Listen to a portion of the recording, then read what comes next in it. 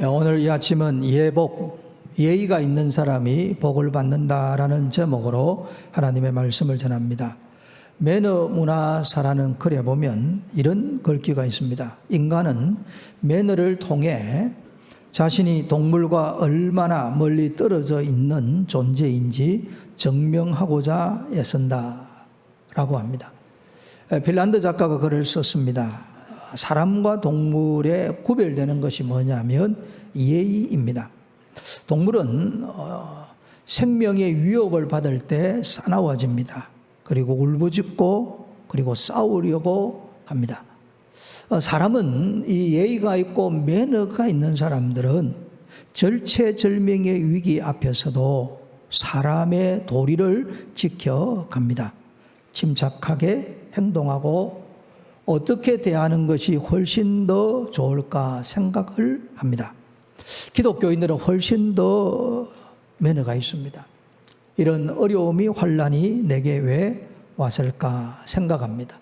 그리고 하나님의 도우심을 구합니다. 기도합니다. 그리고 모든 것을 믿음으로 해결하려고 합니다. 오늘 본문에도 신령한 예의가 있는 베드로의 이야기가 나옵니다. 본문 이야기입니다. 헤롯 왕, 이때 왕은 아그리파 1세를 두고 이야기합니다. 이가 유대인들의 환심을 사고자 요한의 형제 야고보를 칼로 죽입니다. 야고보 사도가 순교를 당했습니다. 그랬더니 유대인들이 더 기뻐했습니다. 그러자 이 헤롯이 베드로도 잡았습니다. 옥에 가두었습니다.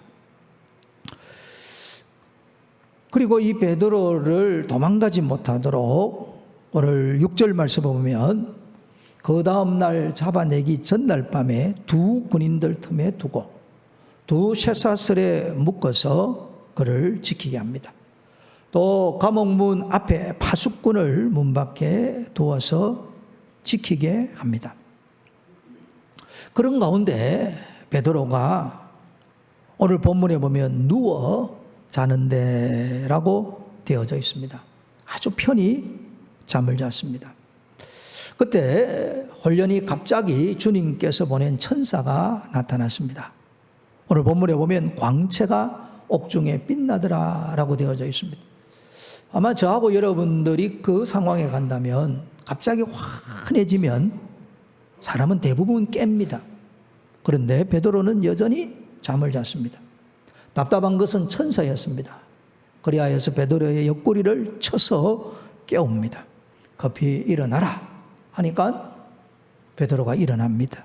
그리고 허리띠를 띠고 신을 신으라 하니까 그대로 합니다. 그리고 겉옷을 입으라 하니까 입었습니다. 따라오라 하니까 따라갑니다. 첫째 파수, 즉 첫째 초소를 지나고 또 둘째 파수, 초소를 지나게 됩니다. 그리고 시내로 나가는 쇠문, 철로 된 문이 있었는데 이것도 저절로 열리게 됩니다. 그때까지는 베드로가 환상을 보는가 생각을 했습니다. 그리고 한 구역쯤 지나서 천사가 떠나가고 나서야 주님께서 나를 이 헤롯의 손에 구원하셨구나라는 것을 깨닫게 됩니다. 그리하여 베드로를 위하여 기도하는 마가 요한의 어머니 마리아 집에 찾아가게 됩니다. 베드로를 죽이려고 했던 이 헤롯은 결국 벌레에 잡혀먹고 죽게 되어집니다. 하나님께서 하나님을 대적하는 사람을 심판하셨습니다. 여기서 우리 한번 생각해 보십시다. 오늘 본문 말씀에 6절입니다. 헤롯이 잡아내려고 하는 그 전날 밤에 이 밤이 지나고 나면 베드로는 야고보처럼 참수형을 당할 수 있는 상황입니다. 그런데 아주 편히 잠을 잤습니다. 왜 그가 편히 잠을 잤을까? 원래 베드로는 잠이 많았을까? 잠꾸러기였을까? 아니면 야고보도 죽었는데 나도 죽을 수밖에 없다라고 자포자기해서 그냥 에라 모르겠다 하고 잠이 들었을까? 우리는 여러 가지로 생각할 수 있습니다. 그런데 분명한 것은 베드로가 아주 편히 잤다는 거예요. 그리고 베드로를 위하여 기도하고 있다는 내용이 나옵니다. 이 본문을 우리가 가만히 생각해 보면 역시 베드로도 잠을 자기 전에 하나님 앞에 기도하고 모든 것을 맡겼다라는 것을 알 수가 있습니다. 꿈 같은 기적, 생명이 다시 건짐을 받는 이 놀라운 역사는 어디에서 일어나는가? 바로 신령한 예의, 절대 믿음에서 일어납니다. 하나님을 믿는, 주 예수님을 믿는 그 절대 믿음이 베드로를 건져 준 것입니다. 아울러 이 절대 믿음과 더불어 교회가 함께 모여 합심해서 간절히 기도했습니다. 이 믿음과 기도는 우리의 생에 놀라운 하나님의 축복을 낳는다는 것을 가르쳐주고 있습니다. 저는 여러분이나 인생을 살면서 크고자 하는 어려움이 있습니다. 오늘 본문의 베드로가 이 두 군인들 틈에 있는 것처럼 원치 않는 사람들이 내 곁에서 나를 괴롭히는 그런 일들도 당합니다. 베드로는 잘못한 게 없습니다. 오직 복음 전하다가 갇힌 거예요. 헤롯이 그를 죽이려고 합니다. 즉 자기의 정치적 야망을 위해서 야고보를 죽이려고 하는 거예요. 이런 것처럼 오늘날 우리가 관계 속에서 큰 어려움을 겪는 이런 경우가 많습니다. 베드로를 꼼짝 못하게 하도록 쇠사슬에 묶어놓은 것처럼 우리가 질고의 쇠사슬에 매이기도 하고 자녀들 때문에 쇠사슬에 묶인 것처럼 고통받기도 하고 또 어떤 이들은 부모님 때문에 쇠사슬에 묶인 것처럼 고통을 겪기도 합니다. 학업이 나를 짓누르고 취업이 나를 짓누르고 결혼이 나를 짓누르고 상황이 나를 짓누르는 이런 고통을 우리가 당할 수 있습니다. 이 모든 것에서 벗어날 수 있는 비결이 뭐냐? 바로 절대 믿음입니다. 감옥에 갇혔지만 평안히 잘 수 있다는 것을 통해 우리에게 가르쳐 주는 게 뭡니까? 환경이 평안을 주는 것이 아니고 믿음이 우리를 평안케 한다라는 것을 가르쳐 주고 있습니다. 저는 우리 교회 모든 성도들이 참으로 꿈 같은 기적, 하나님이 주시는 복을 누리며 살기를 원합니다.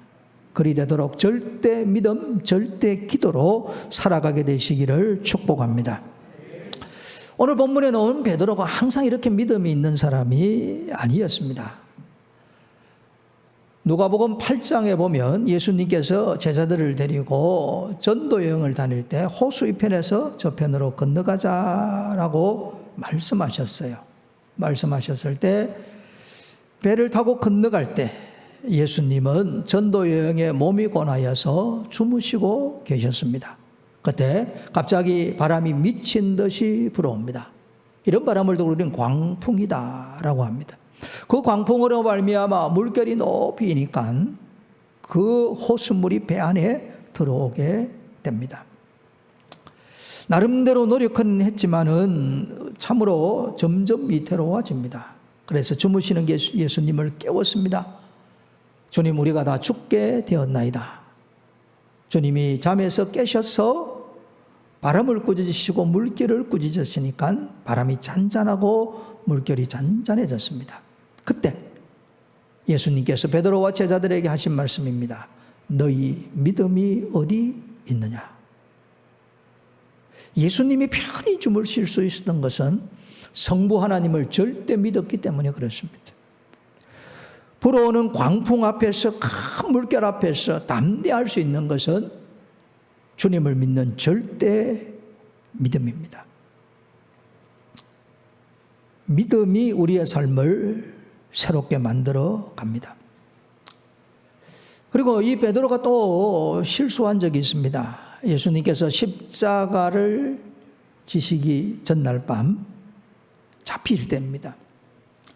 예수님이 잡혀가시는 것을 보고 베드로가 분노합니다. 분노해서 칼을 빼서 대제사장의 종 말고의 오른쪽 귀를 잘라버립니다. 예수님께서 이 귀를 붙여주시면서 하시는 말씀입니다. 요한복음 18장 11절입니다. 칼을 칼집에 꽂으라.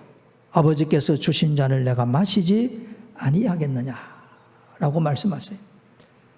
똑같은 사건을 두고 마태복음 26장 52절에는 이렇게 되어져 있습니다. 내 칼을 도로 칼집에 꽂으라. 칼을 가지는 자는 다 칼로 망하느니라. 이렇게 말씀해요. 예수님이 칼을 쓰는 자는 칼로 망한다. 예수님께서 베드로에게 가르쳐 주신 것이 뭐냐면 로마 제국의 방법으로는 세상을 바꿀 수 없다라는 것을 가르칩니다.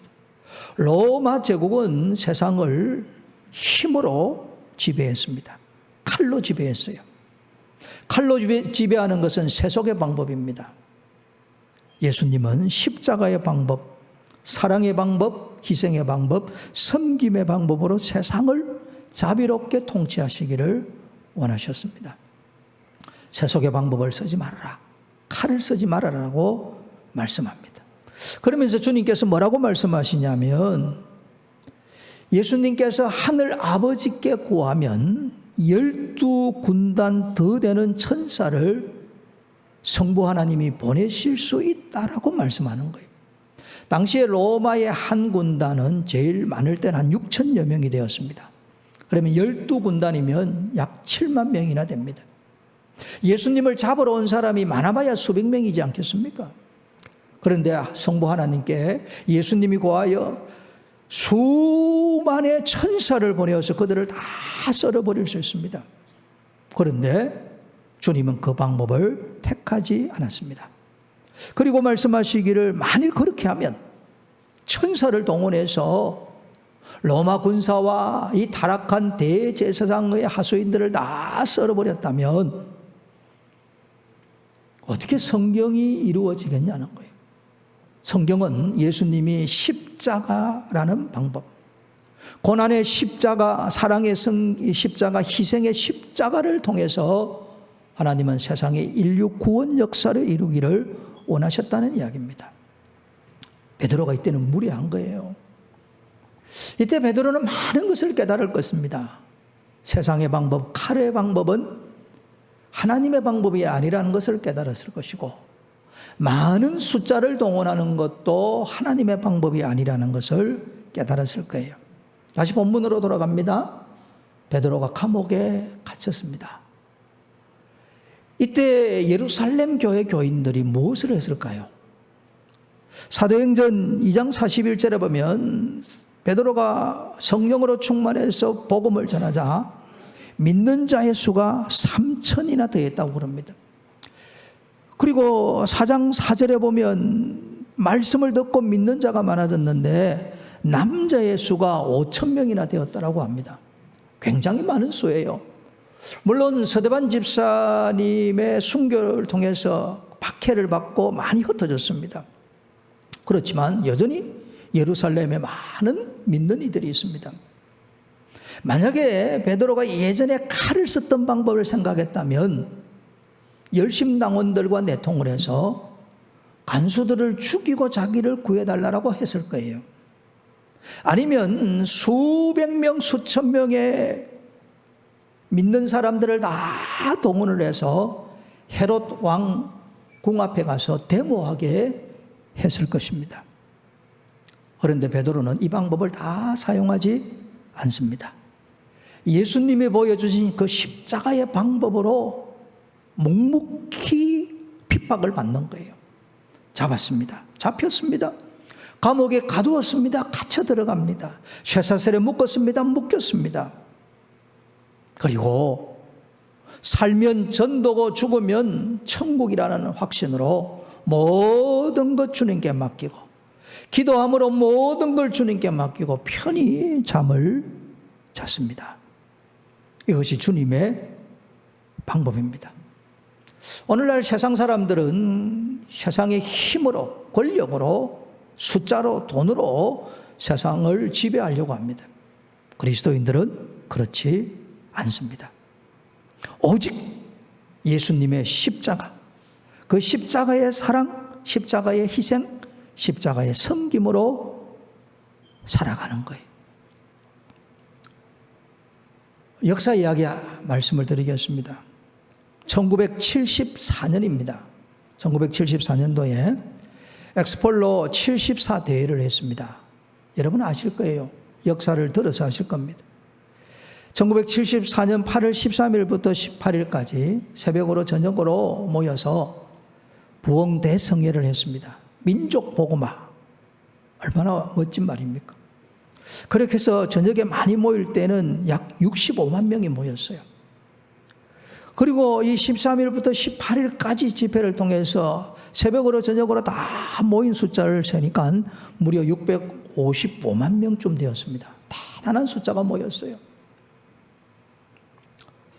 그렇게 해서 이 엑스폴로 74를 통해서 스타 목사님들이 탄생을 했습니다.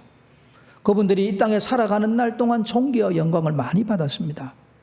여기에 선한 일들도 있은 것은 사실입니다. 그런데 여러분, 그런데 한국 역사의 그 다음 1975년도에 일어난 사건을 보면 기가 막히는 답답한 일이 일어납니다. 저는 기독교인의 특징이 뭐냐고 물으면 사랑으로 섬기는 것이라고 믿어요. 많은 사람들을 모아놓고 우리가 대단하지 않느냐, 우리의 수가 이것이다라고 이야기하는 것은 세속의 방법입니다. 로마가 칼로 세계를 지배하려고 했는데 지배하지 못했습니다. 예수님께서 십자가라는 방법으로 오늘날 많은 사람들에게 여전히 감화와 감동과 은혜를 주는 거예요. 1974년에 수백만 명이 모였으니까 불교계가 발끈했습니다. 우리나라는 구약시대처럼 종교국가가 아닙니다. 종교 다원화 시대에 살아요. 여러 종교를 인정할 수밖에 없는 세속의 도시입니다. 그런데 74년도에 숫자로 밀어붙이니까 불교계에서 가만히 있지 못하고 30만 명의 불자들을 동원을 해서 서명을 받습니다. 그리고 30만 명이 쓴 그 서명받은 것을 정부에 제출했습니다. 그리하여 1975년도에 석가모니가 태어난 4월 초파일을 대한민국의 법정 공휴일로 선포됩니다. 비극이에요. 그 전에는 성탄절, 우리 주님 탄생하신 날만 법정 공휴일입니다. 그러면 12월 25일이 되면 사람들이 이렇게 해요. 오늘 무슨 날이라 논대? 교회 다니는 사람들이 예수님 태어나신 날이래. 이렇게 이야기하는 거예요. 노는 날이라는 게 얼마나 사람들 머리에 각인되는지를 깊이 알아야 됩니다. 4월 8일 초파일 날 여러분, 이 초파일이 되면 대한민국 사람들이 다 놀아요. 조그마한 아이가 자기 엄마한테 물어봐요. 오늘 무슨 날인데 논대요? 석가모니가 태어난 날이래. 좋든 싫든 그렇게 됩니다. 이렇게 되어서 어떤 안타까운 일이 생겼냐면 예수님 태어난 날도 공휴일이고 석가모니가 태어난 날도 공휴일이고, 그러면 안 믿는 사람들 어떻게 보냐? 예수님도 4대 성인의 한 사람이고 석가모니도 4대 성인 중에 한 사람이고, 예수를 믿으나 석가를 믿으나 교회 가나 절이 가나 종교는 다 똑같다. 이런 의식이 사람 속에 싹 새겨져 버립니다. 1974년에 많은 사람들을 전도한 건 사실이에요. 그러나 길게 바라보고 멀리 바라보면 이 석탄일을 공휴일로 만들면서 전도에 큰 장애물이 되어 버렸습니다. 이제는 4월 초팔이 되면 모든 정치인들이, 한국의 지도자라는 이들이 절에 가서 등을 다는 시대가 되어 버렸습니다. 이 책임을 누가 질까요? 죽은 자는 말이 없지 않습니까? 사도행전을 다 읽어보아도 대중집회를 한 적은 한 번도 없습니다. 이름 없이 빛도 없이 십자가의 사랑으로 섬기는 겁니다. 그 십자가가 세상을 바꾸는 거예요. 한국 사회가 동성애 때문에 많이 힘들어합니다. 아담과 하와가 타락한 이후에 성적 타락의 안타까운 것 중에 하나가 동성애입니다. 더 심해지면 동성 결혼까지 하는 이런 비극입니다. 그런데 이건 옛날부터 있었던 일입니다. 소돔과 고모라 시대도 그랬고, 사도 바울이 쓴 로마서를 읽어봐도 로마 시대의 동성애가 얼마나 많았는지를 알 수가 있습니다. 잘못되었어요. 하나님의 창조 질서를 어기는 겁니다. 오늘 우리들의 관점에서 분명히 말할 수 있습니다. 그것은 죄라고 지적해야 됩니다. 그리고 그들을 불쌍히 여기고 그들도 구원받도록, 그들도 창조 질서에 따라 살아가도록 우리가 전도하고 가르치고 도와주어야 합니다. 그리고 이제 기독교 수가 많다 보니 사람들이 쉽게 이야기합니다. 1천만 기독교인이 말하는데 1천만이 그게 뭐 대단하다고 그러겠습니까? 참 부끄러운 이야기예요. 기독교는 절대 진리를 말하는 분명한 신앙의 가치관을 가지고 있습니다. 우리가 분명하지 않습니까? 예수님 외에는 구원자가 없어요. 예수님만이 유일한 구원자인 줄로 믿습니다. 이거 외치면 차별받습니다. 다른 종교들은 다 같이 잘 어울려요. 기독교는 어울릴 수가 없어요. 오늘 베드로가 감옥에 갇힌 이유가 뭡니까? 복음 때문에 갇혔어요. 사도행전 살펴보면 사도 바울이 매 맞고 감옥에 갇히고 얼마나 차별을 많이 받았습니까? 이유는 단 하나입니다. 예수님의 십자가를 전한다고. 초대교회 교인들이 얼마나 차별을 받았는지 여러분 아실 겁니다. 로마 제국으로부터, 오늘 본문에 나오는 유대인들로부터 고문을 당했습니다. 감옥에 갇혔습니다. 매 맞았습니다. 기독교 서적은 모조리 끄집어내서 다 불태워버렸어요. 공직에 있는 사람이 자신이 그리스도인이라고 말하면 관직에서 박탈당했습니다. 로마 황제와 로마 사람들이 믿는 신들을 믿으라고 강요를 받았어요. 끝까지 예수님을 구주로 믿으면 굶주린 맹수의 밥이 되었습니다. 그렇게 순교를 당했고, 화형으로 순교를 당했고, 심지어는 사지가 찢어지는 이런 고통으로 순교를 당했습니다. 그렇게 죽은 이들의 시신이 방치되기도 하고 불에 태워지기도 하고 강에 던져지기도 했어요. 뭐 때문에? 예수님의 십자가를 전한다. 다른 건 아니에요.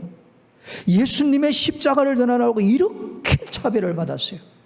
그럼에도 불구하고 베드로도 바울도 앞선 믿음의 사람들은 끝까지 십자가를 전했습니다.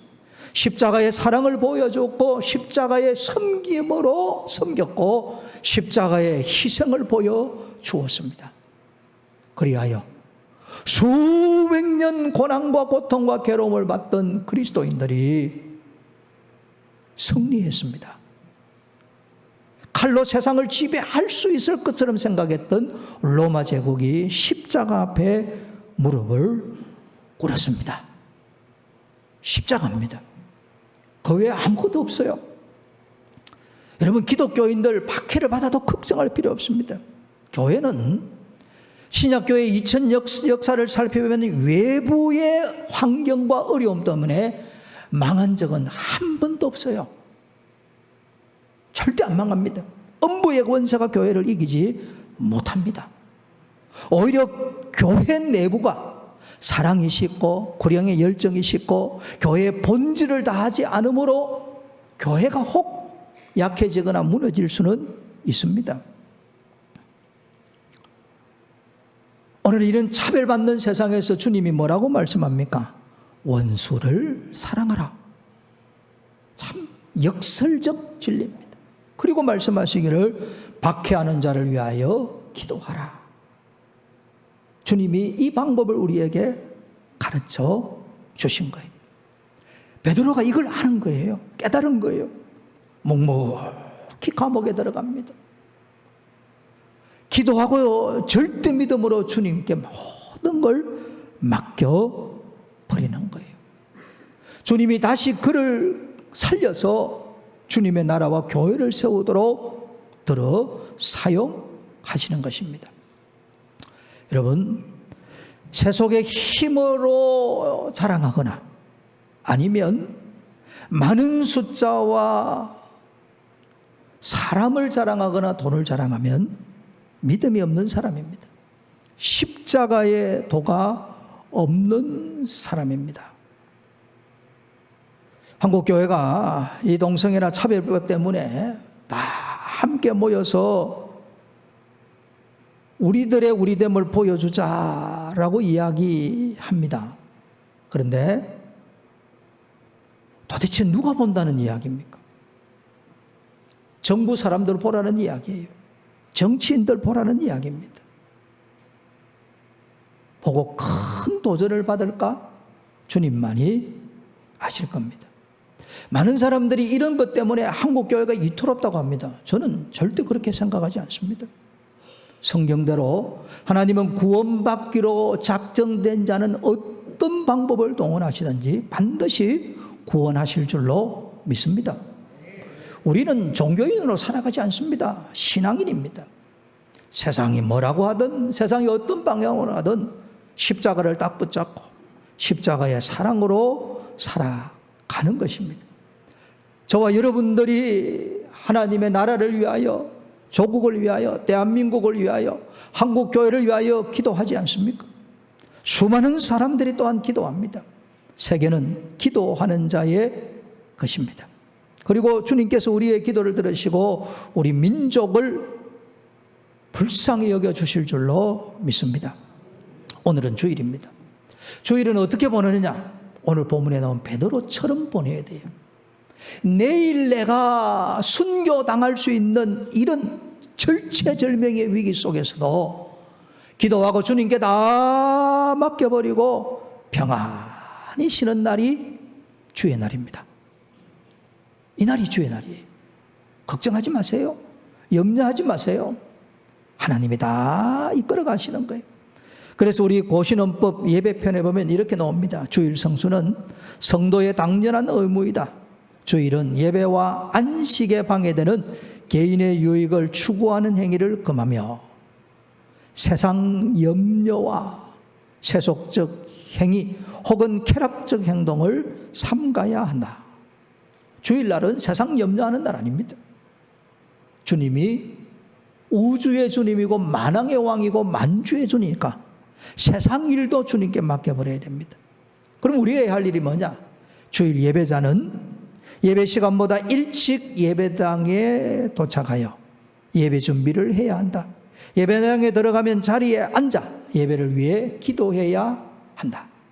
주일은 예배당에 나와서 일찍 가서 예배를 위하여 기도하고 하나님께 신령과 진정으로 예배드리는 날이에요. 유튜브로 예배를 드리는 것은 병원에 있거나 아니면 해상 근무를 하거나 소방관이나 경찰관이나 아니면 사업자 출타를 했거나 도저히 예배당에 올 수 없는 사람들이 도움을 받는 것이 영상입니다. 예배는 예배당에 와서 예배 드려야 됩니다. 말씀을 맺습니다. 우리는 살아계시고 영원하신 예수님으로 충만해야 됩니다. 예수님으로 충만한 사람들은 예수님을 절대 신앙합니다. 이 절대 믿음의 신령한 예의를 갖출 때에 주님께서 찾아오셔서 기이하고 놀라운 방법으로 은혜를 베푸시고 복을 주실 것입니다. 절대 믿음은 절대 축복을 낳습니다.